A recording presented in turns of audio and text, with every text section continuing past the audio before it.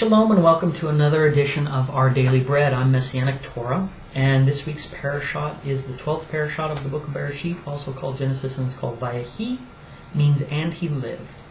And this section or segment is for living the Parashat. So these are 5-minute videos where I'm just going to take various points out of the week's Parashat, and we're going to convert it and talk about it, provoke thought, and think about how that can be applied to our daily lives so that we can actually take these things and not just have them be stories, but things that we can actually use to bring to life and use in our daily life. So first one here, this is called Where Shall I Be Buried? And we see in this week's Parashat that Yosef is asked by Yaakov to not be buried, not to bury his father in Mitzrayim, but with his fathers. And there's really two things that I see here. One of them is that Yaakov is thinking while he's still alive, right? He's not leaving the future and what happens after he's dead up to his children. He's actually being responsible and thinking ahead. And he knows what he wants in the future, and so he's going to make decisions today to ensure that. That way of thinking is something we can all apply.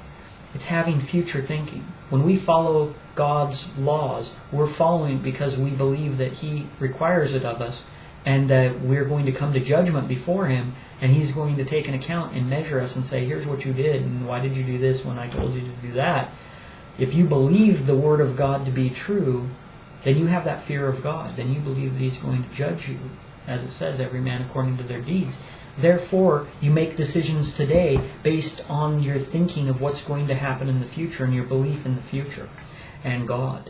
So I think that that's something practical we can take out of that, is that we need to have today's actions line up with future thinking. How is this going to play out? Every time you make a decision, how is God going to view this decision that I'm making? Will I be ashamed of this decision, or will I be accepted? As it says when he was talking to Cain and Havel, he was talking to Cain. He says, if you do good, will you not be accepted? And if you do evil, sin lies at the door, desiring to rule over you. Right? So his offering wasn't acceptable, and he didn't want to accept that, because he wanted to offer what he offered, and he wanted it to be accepted. He wanted to set the standard. He wanted to set the rules and laws, and therefore, by his law, he would be rewarded. But by God's law, he wasn't. And that was evident, and he still didn't accept it even after God didn't accept his offering. He still wanted to stand behind it. Instead of humbling himself and saying, I'm sorry for bringing that offering, next time I'll bring the more acceptable offering. He went the opposite and decided to be an enemy of God. So that's one takeaway that we can do. The second one is the basic literal. Sometimes there's things that we can extract from the scriptures and then convert into real life living and how we make choices. And then other times there's just literal explicit things. He was preparing his burial situation.